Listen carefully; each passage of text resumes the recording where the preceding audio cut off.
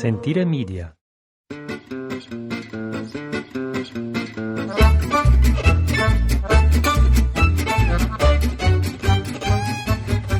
All right, here we go. 1st of July, another podcast from Italy. Thank you for downloading it and listen to us babble into these microphones for about an hour or so. I'm Jason. Sitting across from me smiling is Ashley. Together we run, own, and operate La Tavola Marche, an agriturismo in the heart of Italy, a little town called Piobico, our little piece of paradise. And it is 6:19 in the morning. We've been up since something to 5, to yes, be quite we have. honest. And like I said, today's the 1st of July. If I had to be honest, this is probably going to be the last podcast of the summer, right?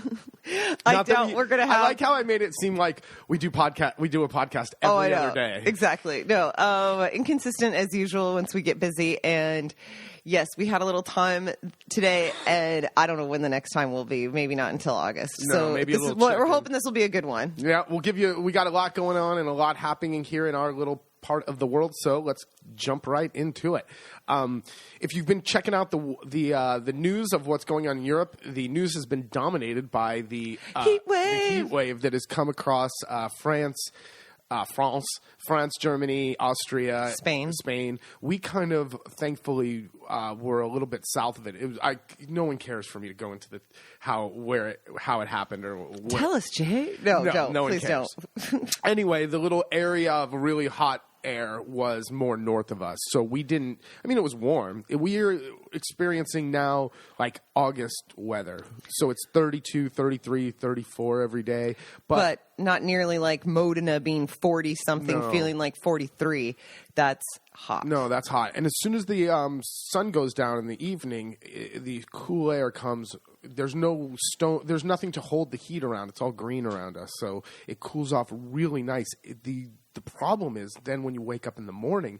Yesterday was 8 degrees. This morning's 11 degrees. It's to go from 34 to 8 in the morning is such a thermal shock to the plants that they do not like it. It's not good. No, but the guests love it because they can sleep well. It means we really don't need the AC that we don't have. We just have some box fit, like some fans in the rooms. But it really is. We are so lucky. We're very lucky. Lucky. I don't know if guests believe us, but really, I know. No one in our area, in our little zone around here, has air conditioning. And in the evenings, you open up the windows, you put the little fan and sucking in the cool air from outside inside, and 20 minutes later, it's great. Beautiful inside. So same thing this morning, 11 degrees, not a cloud in the sky. The sun is just starting to peek over Monte Ruperto, and it's going to be another beautiful day. Well, it's just ironic. A few podcasts ago, depending on how frequently we were doing these, we were talking about too much water. We went from drought talk in the winter to too much water in the spring and just nonstop rain. And now, again, we haven't had a drop. No, not a drop. Since sometime in May. So, thankfully, you got your irrigation system set up in the garden. Yeah, everything's planted in the garden now. Now it's just maintenance and cleaning up and pulling weeds and hoeing up tomatoes and different vegetables. But everything's in. Everything's happy. We had a couple questions on Facebook about the garden right now with the heat, if anything is suffering since it's still young. Yeah, the tomatoes will crinkle up their leaves during the day. Like you'll see their leaves, instead of being broad and open and flat, they'll kind of V together. And then they'll relax in the morning. You'll see them relaxed again. The peppers are not really growing. They're looking fine, but nothing's really taking off. Once it gets above 32, I've noticed 32, 33, everything just kind of stunts it. Which is interesting. You would think that all this stuff wants nice hot weather, but there's a certain point where it doesn't want. It's just too damn hot. It's just too hot. So, but everything's happy. I don't have any. I mean, it's early. Everything basically went into the ground last weekend of May, so it's been in less than a month. So. That's not bad. No, we pulled out potatoes pulled out the first potatoes to check on them. They were small. We'll let them cook a little bit more. We'll have zucchini this week. I've got cucumbers are budding. We'll have radishes did terribly. We'll have them, but they'll be spicy. No, they're not going to develop the bulb. It's just going to be the little shoot. Bummer. it's just too hot. Beans are coming up, so it's a little bit of everything. It's looking good, and there's still plenty of time for things to. Speaking of the garden, I also had a bunch of questions on Instagram about the basil and how I was able to finally get it to grow this year. And I have to say, shout out to a random guy on YouTube who suggested doing this with cilantro and basil, and he makes like mini rows in the pots, just barely. I don't know. How far is this? I'm not good. Help me out. How Nope. deep? How far is that, Ash? Nope. Okay, so just a tip of your finger deep, and put the seeds in. Just barely cover it up, and then keep the seeds covered until they've started to sprout. Once they were starting to sprout, we uncovered them, kept them in the shade for most of the time. As they start to get a little stronger, morning sun, evening shade, afternoon shade, and they are really coming in for the first time in years. I don't know why I was always having a hard time with the basil, but looks good. Much simpler to do it this way, too. Wood oven workshop is coming up in 3 days. We have it. We're getting ready. I've redone the oven. We had 3 different masons out. I think I talked about this, and no one had a really good solution. Thank you anyone who gave suggestions online and sent them in. But in the end, I ended up going to town and opening up the cracks with a chisel to get it to at least half a centimeter, 3/4 of a centimeter wide, so the refractory cement has enough bite in there, and we'll see what happens. I'm not thinking this is a permanent solution. I would imagine that I'll probably have to do this again at the end of the year, but it's better than nothing, because right now my my wood oven leaks like a sieve and does not hold heat at all. So we'll see. I did it the other day. We let it sit for 3 or 4 days just to really dry out, and then I'll start lighting curing fires to make sure that everything heats evenly. But I got to say, if this whole cooking thing doesn't work out for me, then I could be a mason, because I kind of like masonry work. And Wait, you complained the entire time. I know it's dusty and hot and sweaty, but I'm good at it. Like at the end, it's like, oh, that looks halfway decent, and it's just like it's very similar to pastry in that doing masonry is kind of almost like frosting a cake or doing things with different pastry things. Mm-hmm. The tools look very similar, and the consistency of the mix and everything is kind of similar. And I don't know. I think I could do it. Well, I always can go into masonry. You also have a lifeguard certificate. That's true. I did Italian certified. So I could be a lifeguarding mason. Yep, exactly. Building walls on the beach. It's been a busy June, though. I think probably the last podcast was at the end of May. I don't even remember. But it felt like the month flew by in 3 or 4 days. It was a blast. We had our Basics of the Italian Kitchen workshop, and then we've had a full farmhouse rental for a 60th birthday party. And it was a great group.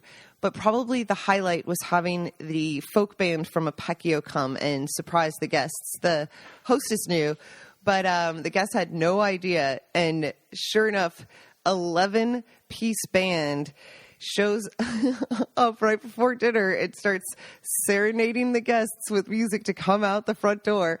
And here they see 11 guys from Apecchio, the next town over. Everything from, just all the instruments. It was great. They are in the front yard, conga lining around the house by the end of the night. And it's, one of the guests wrote a wonderful little blog post about it, and probably the best adjective I've heard. And it was Fellini-esque, which was such a compliment and seemed so true in a way, because you just couldn't even... how would you even explain the band? It's folk music. It's amazingly, wonderfully, I wouldn't say terrible, but it's not perfect. No. But it is. What do you call that? Not particular. That's, what would you call it? Kitschy? Maybe. I don't know. It's not refined at all, but they are a blast. Yeah, they're a fun time. It is. Their nickname's the Drunk Band. They want to come, give them a bunch of wine, and they will play all night long. But it's the same 10 songs. Oh, and there's 3 that they loop hard. There are Diana, they looped hard. What was the other one that they looped There's hard? an Apacase one about being a local. But they throw a good party. It was a blast. I just posted some pictures of it on Facebook, so go check it out. So this year we've tried to set ourselves up a little bit better than in previous years, where it was just a parade of different bookings coming in all the time. So, and this year we're trying to do it more little pockets where it's intense, and then we have a couple of days to clean up and regroup instead of just going right in. So because of that, now we get an afternoon here or a day there. So we've really tried to take advantage of it, and there's a lot because there's so much going on in our area during the summer, from sagras and festivals to different sporting events. Normally, I mean, everyone knows of the medieval festivals and like the Renaissance fairs and things like this, but there's a lot of other little things going on. So we were in Sant'Angelo, our village of Sant'Angelo, throwing out garbage and going to the bank, honestly, the other day, and we saw this big billboard for a small professional boxing match going on in that town on last Friday. It was like, oh, all right, well, we're going to go there. Awesome. Well, and this was classic because we try to look for festivals and keep our eye out for things. But it is truly these things you don't see it on the website or in the newspaper necessarily. You've just got to go into town, and it's their little posters throughout town. Or throughout. Not a billboard, poster. Yeah. There used to be a site called Marche and Feste, and they used to try to aggregate all the different things going on. They still try, but I checked and it wasn't on there. No, and it's sometimes hard to find where these things are, when they're going to be, or sometimes if the weather's not good, they'll change the date and tell no one. We've gone before where it's like we show up and it's like, oh no, we changed it to next weekend, and it's like, well, how do you expect to have tourism if you can't get your act together? But we went to the boxing match. It started at 9, so we showed up at 8:30. Now I didn't know what to expect. I didn't know if it was going to be like a like 2 over the hill kind of ex-champ guys who are a little out of shape, having an amateur boxing match, or what was going to happen. But what it was is kind of it was 10 different 3 amateur matches, and then It was 7 total. 7 total. So the first 3 were amateur, and then the last 4 were professional. And from all, basically, it was different boxing clubs from around the Marche and so Rimini Cattolica all along the coast, and it took an hour-ish to get the intros out of the way. Oh man, it took forever. But and it was like, hello, are we here to see some boxing? I swear to God, the guy was almost like reciting poetry at one point. It felt so confusing. He was losing the audience terribly. But when you think of a boxing match, like a seedy kind of betting, no, this was families there. Totally. Because it was the boxing clubs from all over the Marche, Abruzzo, over into Umbria. You had the little kids came to support whoever was their coaches, and it was really kind of a family thing, kind of like what we when we go to see the professional small time basketball. How everyone kind of brings out the family, and it was really nice. We are Wanks. How many people do you think were there? Couple of few hundred. Like, it was packed. The little gymnasium was packed. We kind of hung out outside before because it was warm in the gymnasium, and everyone was drinking beer, and they had the typical piadina, and you would see the guys warming up because this is really small, so there's no locker rooms. No, they're just like doing laps around the outside of the. Yeah, these guys are jogging around us and shadow boxing off to the left, while all these other people are just chain smoking cigarettes and pounding beers and eating grilled sausages on the right. So it was great. We are such wanks that because the guy took an hour to introduce everyone and like set the whole thing up, by the 3rd match. We were ready to go? Yeah. Yeah, we were ready to go by the 3rd. It was 11-something. We'd spent the whole afternoon in the garden mowing the lawn and all of this, and we were sitting there 3 or 4 little beers in, and we're both just like barely able to keep our eyes open. And it was enjoyable evening. I wasn't bored. No, I just and was so tired all of a sudden. Thank God Jason was like, I'm getting tired, Ash. I was like, so am I. I was afraid to tell you. I didn't want to feel like, I know, I totally felt like we were wanking out too. So we missed the main event. Of course. We left when the professionals, we saw one professional fight, and then we left because we were tired. But it wasn't bad. One thing I did notice is that the first round, everyone's technique is really good, and then by round 3, it's kind of gets sloppy. They're getting tired. As soon as everyone gets tired, the technique goes out the window, which was. And we noticed they were skinnier than we thought. Yes, a lot of skinny guys, not a lot of beefcakes. No, but there's another one coming up in Urbana on July 13th, so we're going to try to go to boxing match number 2. Let's see, boat. We also got away for an afternoon and went down to Porto Novo, which is just south of Ancona. And here in Italy, if you under a certain, they'll just toss you the keys to a boat. It's dangerous. A real boat. Under 40 in a lake in the open sea. Here you go. 40 if you have a motor with 40 horsepower under, and I forget how long it is, but a real boat, you don't need a captain's license, you don't need any form of anything. They toss you the keys and shove you into the ocean. So that's what we did, and at first it was a little hairy because the first 30, 45 minutes it was like now we've done this in Lago Bolsena. Oh wait, we didn't say what kind of boat it was. Oh, it was like a Zodiac thing. Yeah, rubber pontoony. Well, the bottom's a real boat, but the sides are those rubber pontoons. Which was a little small for the sea. Yes. I mean, it wasn't small for us. The other thing is, people. This coastline isn't a flat, sandy beach, long stretch of beach line. We are going along Monte Conero area, which means these are rock sheer cliffs going into a teeny tiny pebble beach, if there's a beach, straight into the sea. You see sheared off parts of these mountains, and you're wondering, where'd they go? Had to be in the water. So you just keep thinking, I don't know how close we could get to the coast. And our whole idea was, we had this romantic idea. Oh, we're going to rent a boat and then drop the anchor or bring it on into wherever and go have lunch on the beach at one of these restaurants. And you're not allowed. You're not allowed. You cannot. They told us we were, and that thank God we asked another guy, and he's like, no, you'll get a ticket right away. So past the buoy. So obviously there's buoys, red buoys up and down the coast where motorized boats cannot enter because it's the area for swimming. You see hundreds of people on the beach. The guy, when we rented the boat, was like, yeah, if you kill the motor and use the oars, you can paddle onto the shore and then just hang out. Well, I didn't see any boats on the shores. No. In fact, I saw all the boats with their anchors right on the line of the buoys. So we go up to a guy and say, excuse me, we were told that if we kill the engine, lift it up, and paddle in, that you can just bring the boat onto the shore. Jason's like, is this a good place to do that? And the guy's like, yeah, you can do that, but you'll get a ticket as soon as he passes. So in that sense, it wasn't as... that's what I wanted to do, because there's all these beaches along the coast that aren't accessible by road. Or they're just little alcove beaches, or they actually have a ferry service that goes from Numana and Ancona, and it'll drop you for the day at these secluded beaches and come and pick you back up.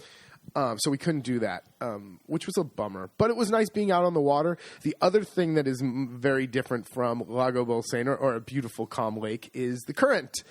I wanted to just kind of like hang out and swim around. The current was so strong. As soon as you jumped in the water, if you were not paddling as hard as you can, you were going away from the boat quickly. I was gripping onto the edge of the boat for dear life. Like, I was just kind of like floating. I started making fun. I'm like, Ashley, it's fine. And she's like, no. I jump in and it was like, oh my God, yeah, you've got to really paddle, like push. Otherwise, yeah, like the idea of sitting in a floaty, you would have been floating away. Yeah. It's not like you're just bouncing around right there. Also, another problem is for the unexperienced boater is pulling into a port. So we wanted to go for lunch, obviously. So we come into the port of Numana, and here you have boats and people who are used to doing boats and expensive boats, and it's very obvious with our yellow pontoon boat that we are very amateurish, and it's just nerve-wracking. Well, when we came in, there's a attendant guy, and they even told us if we came down to the port in Numana, someone's there to kind of help you or direct you at least. And sure enough, a little guy in a boat zips up to us, and we're in, like we said, like a little tiny dinghy compared to some of the nicer boats or anything bigger out there. And we're like, we just want to stop for lunch. And he looks around and he's like, a lot of like hands thrown up and at his side, like, I don't even know where to put you. Like, where can I put you? Where can I put you? And it's like, I don't know where tiny. And then we're That's your whole job is know. to take boats and escort them into the port and tell them where to park. That is your job. So he's like, I don't know, come back in an hour or something. So we come back in an hour and the guy's gone for lunch.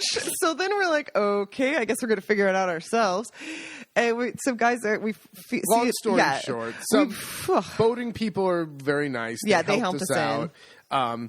And they showed me how to swing the ass around and all that. And but very inexperienced. It was okay. I got used to it on the open water, like how to do the throttle with the waves and how to take the swells with the little boat to make it not so jaw. Well, it also helped distributing the weight. Yeah. But by the way, weight involved. They called this a 6-person boat.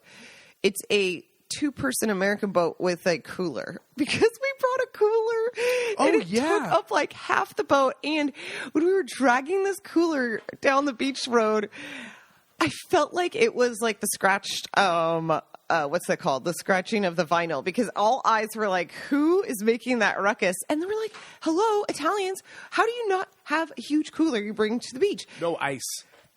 I know. Okay, these group of guys, we walk by this group of guys as we're leaving, and the group of guys stop and all turn around. And I'm in like a bikini and stuff, and it's like they were not. She's like, they're not checking me out. I'm like, no, they're like, they're checking out your cooler. I know.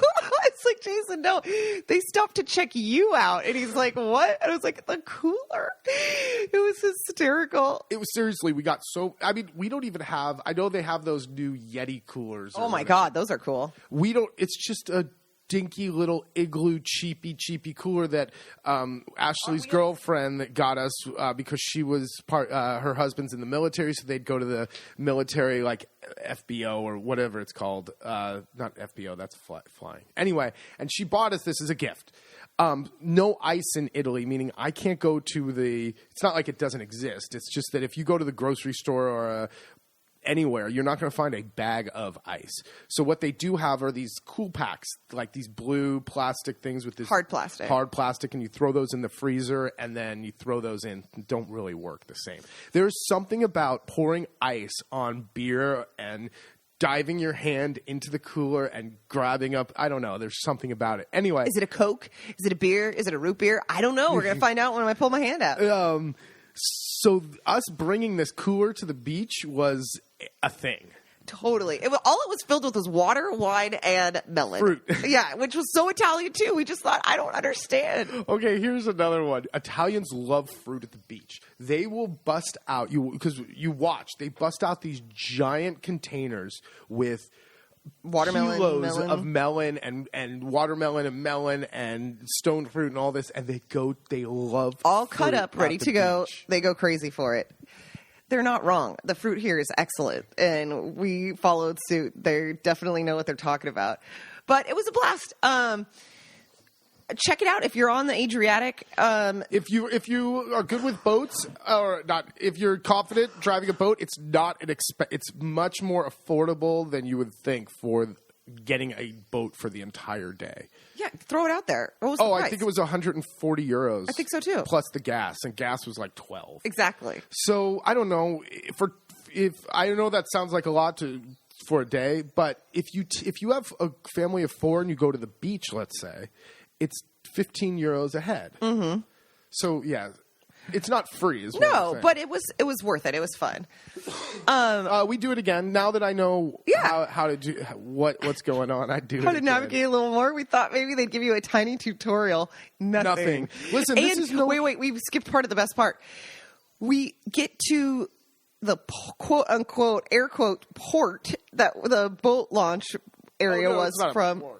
No, it was called a port, and in Porto Novo, and it is a rocky cliff with a rinkety metal boat chute launcher that they're like, climb on in, and then they just like launch us in. It looks like it's the rails to a roller coaster that the boat that they lift up the boat and put it on this little cart that's on those rails, and then they winch you down into the water, and that's it. And they're like, all right. Start it up when you get past the line. Now, listen, the boat, it's the open ocean. And if you have no experience, there are giant vessels that you have to go by. It's active. Yeah. So it was a little I don't know. It's just... Just with caution. It was a little terrified at first, but it ended up to be a blast. Something else that we were able to do since we didn't have guests was 2 nights ago back in Sant'Angelo and Vado. They're killing it this summer. They did a rock and roll and barbecue where you buy your bistecca, you pick your cut of meat, and then they grill it up for you, or you can grill it yourself. It was with classic rock playing. It was a blast. Yeah, they had a butcher come in the park. They had in a big open field. They had a butcher come and set up you see them all over Italy. We'll call it a food truck for a lack of a better term. Yeah. And you order your steak and you tell them what you want, and they'd whack it off. And there was maybe a dozen grills to the left of that with a guy manning each one, and you can cook it if you want, or have the guy cook it if you want. It was awesome. And the grills they used were kind of those oil take grills, cut in half. There's one grill in the middle that without grates, and he's the fire pit guy, and he's feeding everyone's fire. But it was great because we see the florist, the guy who owns the nursery, and his son. One's cooking, one's grilling meat. You see all the locals. It's really fun to go out to those things and all the families, and the music is hysterical because if you're just listening to the rhythm and the instruments, the band is on point. Spot on, and you're like, I could jam to this. I'm gonna sing along. And then once the singing along starts, that's where it starts falling apart. The accent comes in strong for some reason, and some of the pronunciation is definitely lost. Listen, don't throw stones. I won't. It's amazing. Let's spit a little Italian. I know I can't sing Italian songs. It's great though. And Piobico, our little teeny tiny Piccolo Piobico, they're trying this summer with a bunch of festivals and Tuesday nights in Piobico. Plus the Americans are showing up in full force for the opera courses. Universities throughout the states send opera students to Italy to come and do opera and learn and sing in these beautiful little venues. So if you are visiting us or the area, that it's definitely worth going to see because it's gorgeous to hear them sing in like the castle and these little piazzas. Since we're talking Piobico, what else is with the water cooler talk? Man, there's lots of water cooler talk going on. Talk about the fox. We are not the only ones with a fox problem eating chickens. It seems that this is a good year for the fox. He's out, his friends are out, and they're destroying livestock. Our poor chickens have been stuck in their coop almost all freaking June at least, and the fox, Jason let him out to go clean the coop, came upstairs to change the water, about a 5 to 7 minute leaving them out and about, and the freaking fox nabbed one while he was gone. And so that means he's watching. He's watching me. So we'll see. We'll have to come up with a different, all my normal fox eradication therapies, we'll call them, have not worked. That's a nice word. So we'll have to figure something else out. He's got to die. Big news. Big water cooler talk. The fallen out road between us and Apecchio now has been dug out. We talked about it on the last podcast, and now there is a gate and keys. So I have secured the keys for it. Big news. Talk. Gaji. He is ecstatic. Whoa. I gotta make copies of the keys so we can go. It is passable now that it's dry. I still don't want guests arriving that way. No. But now we can go the back way for the market tour, and just for us zipping into Sant'Angelo or something, we can go the back way again with the keys. And because we're in between 3 villages, we're 10 minutes, 12 minutes from 3 villages. If we can't go this back road, that we're in the comune or the village of Sant'Angelo, but it's the furthest from us. If we can't go that back road, a 12-minute drive turns into 30. 35 because we have to go all the way around. Mm-hmm. So I haven't been to Sant'Angelo in forever. No. So, and look, now that we got the keys, we were there twice in a weekend. Mirko, one of the bars in Piobico is got a big gelato maker and is making gelato every day, which is big news. Oh my gosh, this is the talk of everyone. He posted pictures on Facebook that said, like the machines are running, and had 4 gelato machines going, and oh my God, Piobico exploded with chatter. The first evening that he had to open with the gelato now, it was packed. Gotchi was like, well, let's talk about packed. How much is packed for Piobico? There was 100 people outside. There's maybe 2,000 in the whole town. That's a giant portion of Piobico is out there. He got one of what I think he's doing, because here's the deal. When you see, we've talked about this again on the podcast.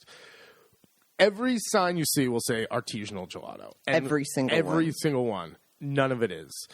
Why? Because the amount of equipment and space.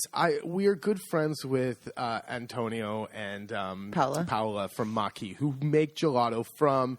Let's get the milk and the eggs and the sugar and let's make gelato.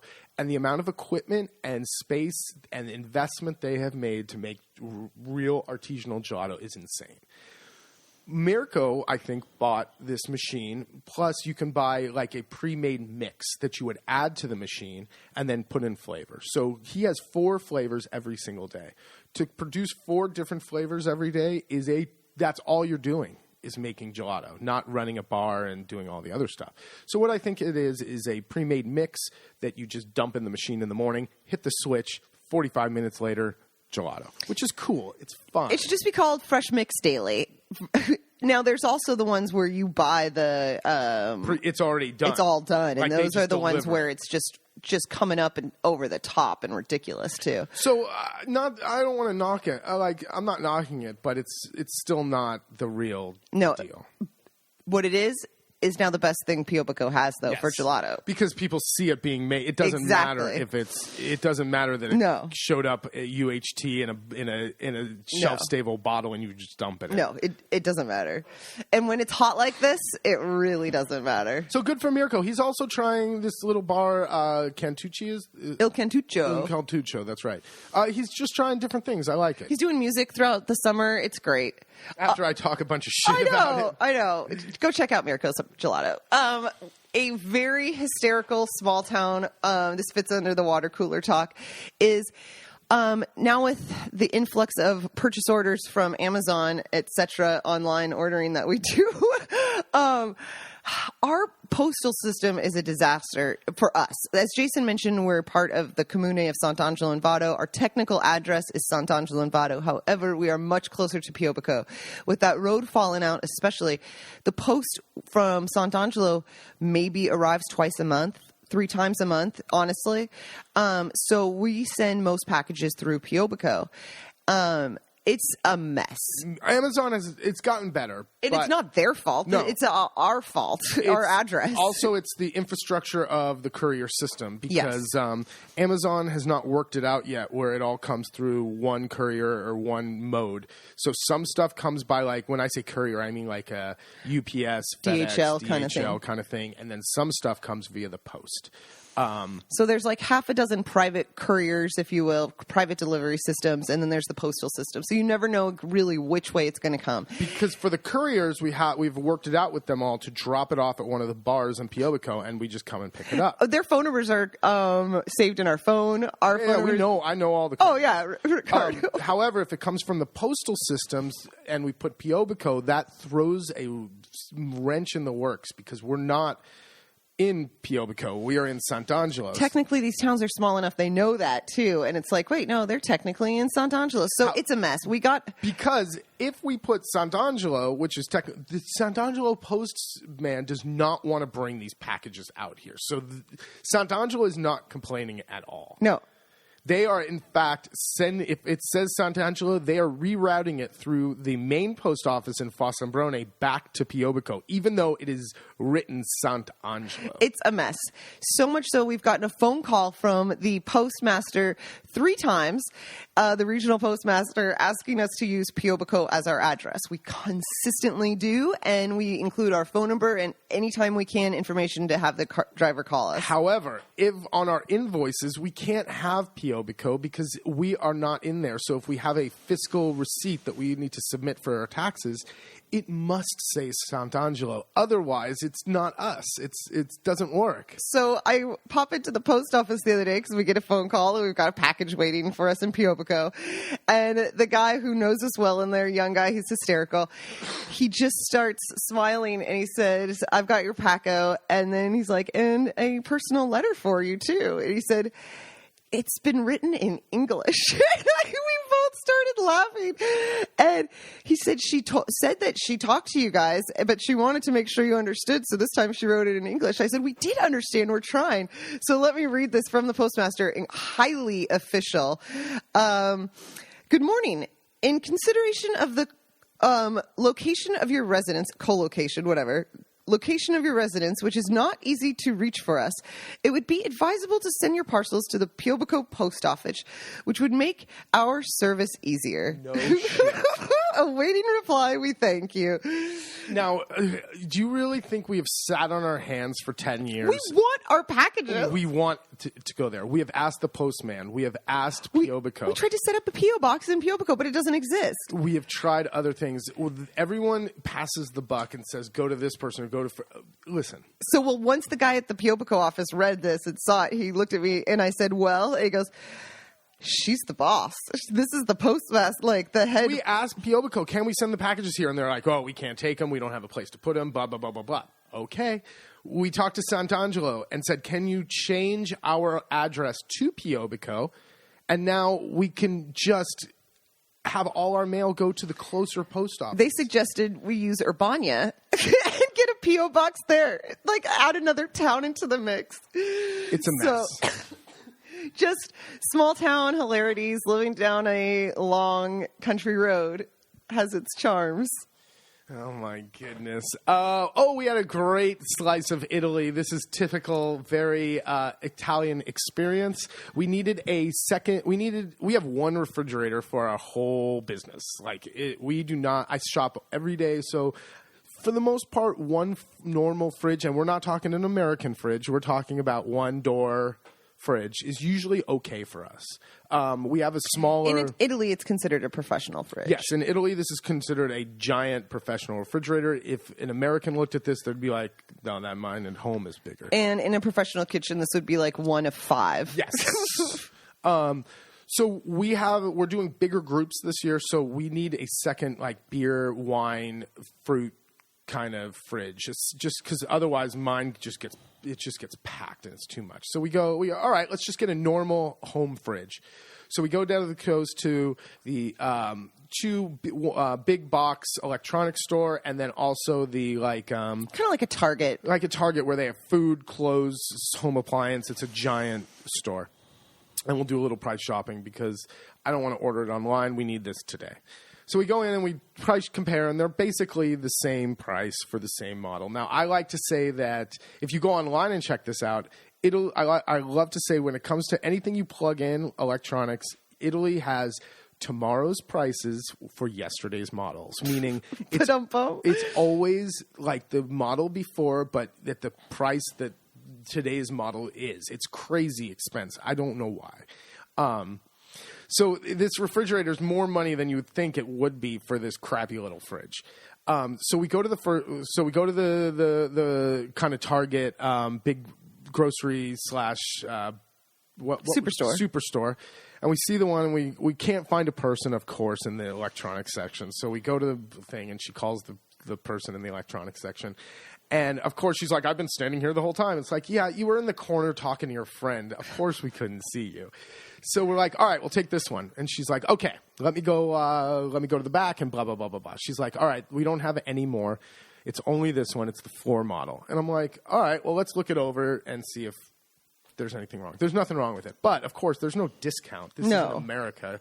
Just because they don't carry stock. We just realized this, that all these places do not have more refrigerators in the back. Whatever you see on the floor here, these 12 refrigerators is the 12 refrigerators they are selling.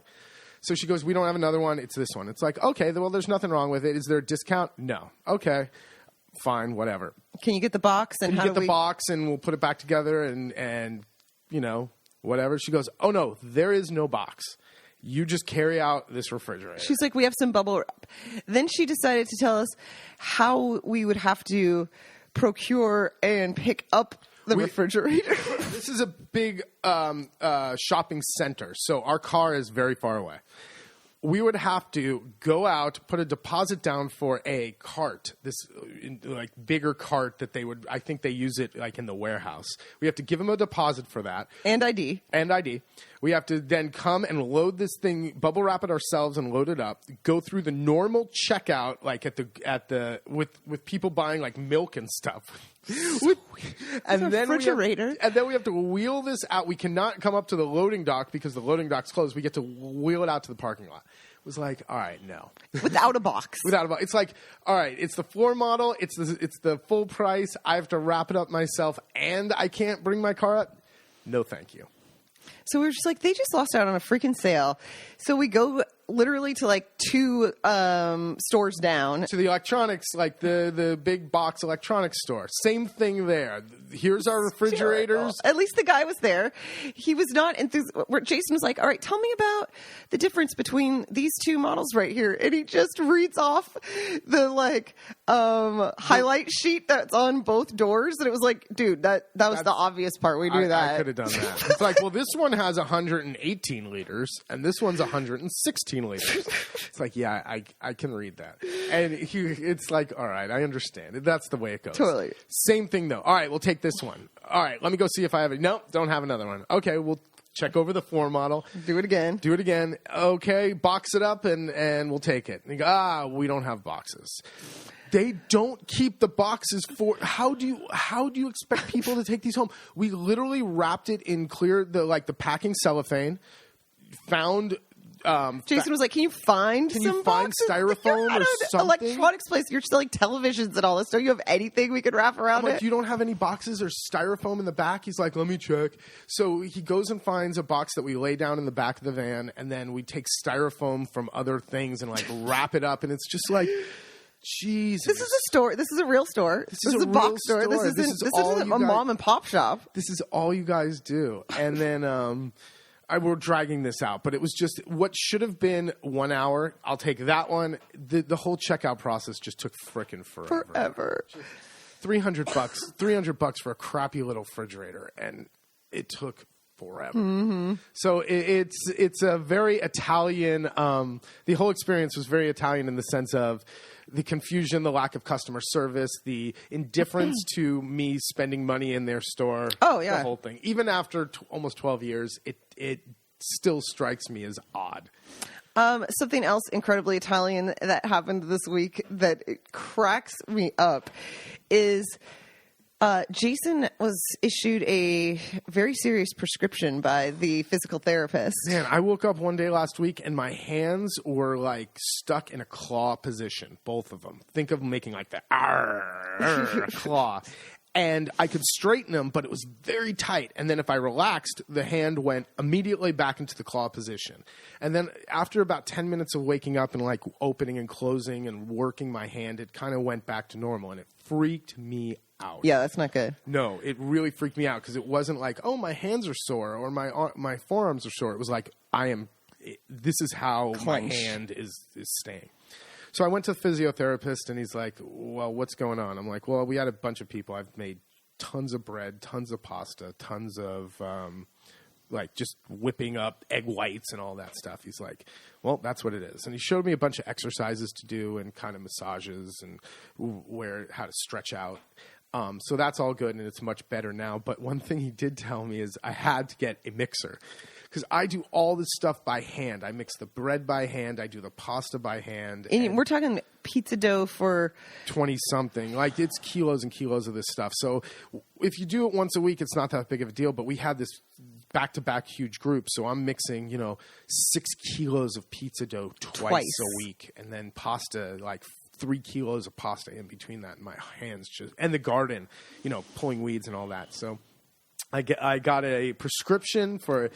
must buy a mixer, and I bought myself a 8 kilo spiral mixer. I feel like that's only in Italy too. Like Like that they also know you need to still make the pasta and the bread. Like, it's like, well, don't stop doing it. You're like, you just get a mixer. I love it.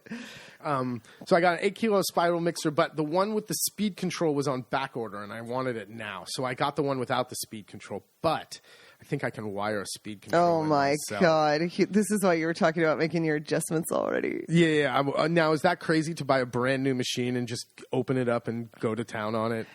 Really not knowing what I'm doing. But I saw since it's a commercial grade equipment, it comes with the wiring diagram and the whole schematics of the whole thing. And you see where the potentiometer, what do you call it? Potentiometer? Potential? I don't know. I have no idea. Potentiometer? The little knob that controls the flow of current through the motor. I bet I can wire it in myself. I'll ask. I know 2 people who could probably help me. Anyway, get on that. Can't wait to do it. I got my my starters going this morning, and we're going to make some bread tonight and see how this. Exactly, I can't wait. I was like, well, now we got to test it out. It's not the mixer I wanted. I wanted a double arm diving mixer. If anyone wants to spend serious money on a really cool piece of equipment, go look up a diving arm mixer. They're kick ass. That's the next one. That's the next one. Fleecing tourists. Oh. Summer in Italy. Summer in Italy. Lots of articles online and around about Italy fleecing the tourists, which is biting the hand that feeds you. I don't get it. What do I mean by that? If you're Rome or any metropolitan area and you get a ticket for the bus or the Metropolitana, you must stamp it in one of those machines before you get on or as you're getting on. There's the little yellow machines. You stick your ticket in, and that validates it. Just because you have a ticket in your hand does not mean it's good. Anyway. Which is crazy. And I understand that's the system. But however, it's not really – there's no signs about it. You just kind of have to know. The Italians are targeting the tourists because they know that the tourists don't know. However, there's other people running around Italy who will just get on the bus, take it, and get off. And the police do not say anything because they know they don't have any money, which is crazy. Either it's good for everyone or good for no one. Obviously – these tourists have a ticket in their hand. They bought the stupid ticket. I know. Educate them and let them go on. Exactly. I don't like that either. No. Other things they're doing is opening up or expanding the zona limitato. So there's these limited entry zones. Traffic zones. They're traffic zone, TZLs they'll be. And it'll have a red circle on a sign. Mm-hmm. These are areas where unless you're a resident or have a certain pass, you cannot enter. There won't be a barrier or a gate or anything. It'll just be a sign that says TLZ zone or TZL zone, and you just go in. When we first arrived, we went to lunch in Bologna, and we were looking for a parking spot, and we went driving around. We went in and out of one of these zones 4 times in 30 minutes, and that lunch to Bologna ended up costing hundreds of euros. So if you're driving around, just be wary. And if you're inside of a city wall, you probably shouldn't be there. Especially anything bigger than our little towns out here. Yeah, if you're driving inside of a wall, and if you're in Tuscany, if you're inside the wall in Montepulciano, you should not be there. If you're inside of the wall in Orvieto, you should not be inside that wall. There's parking spaces out, and a lot of the small towns will have a parking at the bottom and a navette, little shuttle that'll take you. So that's another way they're fleecing the tourists. Just it's kind of gross. It's well, you were saying though that it makes you think of like Ryanair. That we're the Ryanair of Europe. Yes. What do I mean by that? Well, Ryanair advertises €5 tickets on their planes, and it's true if you follow their rules. But there's a lot of it's kind of like a intelligence test. Not intelligence, but can you read and can you follow direction? Italy's a little bit the same way. You kind of have to. You're on your own, and then that's how they're making their money. Ryanair does not make money giving you a plane ticket from Dublin to Rome for $5. They make it by you not printing out your ticket, and that's €50, and then you being overweight in your bag, and that's €50. And before you get to Rome, your ticket was $5, but the add-ons were $180. Same thing here in Italy. So you rent your car, but now you've got to check out where you're driving through. You got to make sure you've done the toll booth properly. We'll talk about that. Do you want to do that now or in the next one? Yeah, let's talk about tolls because our guest had a huge problem with the toll booth. Yes. This happens normally 2 or 3 times a year with the guests. I'll have someone ask me, can you translate this for me? And they hand me a receipt from the toll booth saying on the Autostrada saying that they owe $72 or something like that. And what tends to happen is you're entering the Autostrada and the toll road and you don't quite realize it. You might be going from the highway right onto it. And you know because you're going through what looks like a toll booth, but when you first enter, you've got to get your ticket. So you've got to make sure you're in the right lane because normally there's going to be 2 to 4 lanes or more. And above each lane on the toll booth will be a sign. It'll either have a ticket, and it'll either have like a little ticket thing and like what we call the Easy Pass or the Go Pass or the little electronic pass. Some of these lanes have both. Some have one or the other. So you have to look. Now, if you're a tourist and you go through the electronic lane, it will let you go. However, and you won't be given a ticket. You will not be given a ticket. And now when you get to the other end to pay, there's no record of where you came on. So what happens in that case is you have a receipt that spits out at you, and you must pay the full toll from where the first entrance is to where you exit. So in this case, they were coming from Rome, got off in where would it be? Where's the toll from Rome? Orata or whatever. Orte. And which is only 25, 30 kilometers, 40 kilometers. It should be like €4. It was 74. Yeah, because then now they have to pay from the all the way from the beginning of A1, wherever the hell that is. Exactly. And they were sweet and everything, and how do we pay it? And sure enough, the whole thing is in Italian. If you want tourists and foreigners to pay this, you should have part of this in English somewhere. Or a site to go to. Yeah, or a site that says, in English, go to this site. This site, yeah. And so you can, if this does happen to you, you can go to any tobacco shop that most tobacco shops now have ways that certain bills can be paid, like the lottery machines and things like that. If you just wave it in front of someone at a tobacco shop. Just show them this and they'll know what to do. But you only have like 10 days or 12 days to pay it.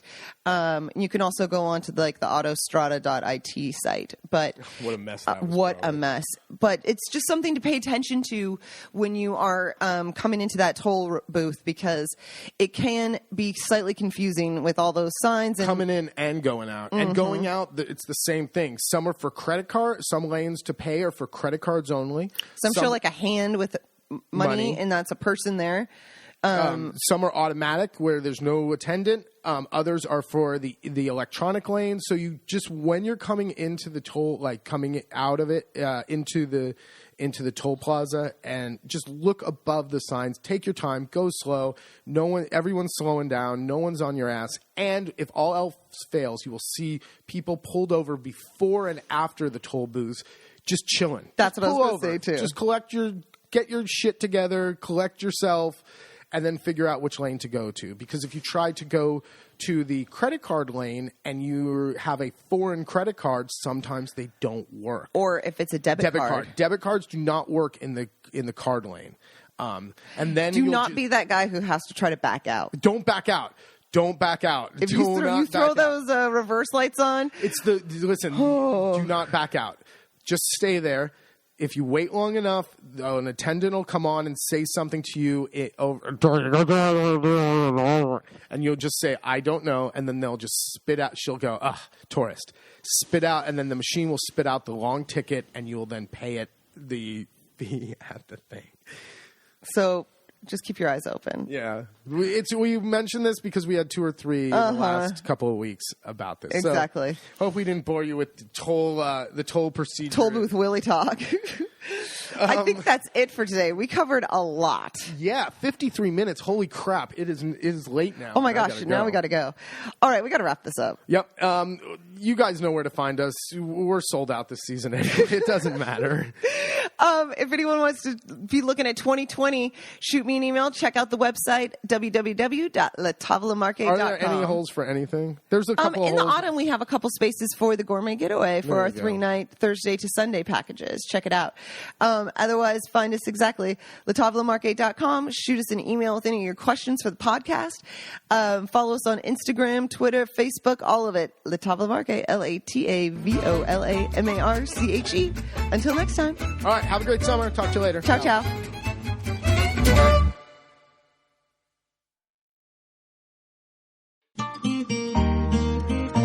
Sentire Media.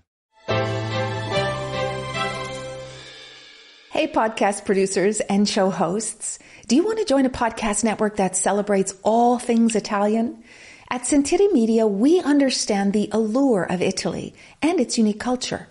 Our devoted team of hosts and producers are all driven by their shared passion for Italy. And we work tirelessly to create the best lifestyle podcasts and content that will whisk you away to the very heart of Italy. With us, you can savor the mouth-watering flavors, get lost in the stories from the past, break down the cultural barriers, and truly immerse yourself in the vibrant traditions of this intoxicating country. If you have a great podcast idea or are already in production and would like to join Sentire Media, head over to sentiremedia.com, that's SENTIRE media.com, and find out how to submit your show.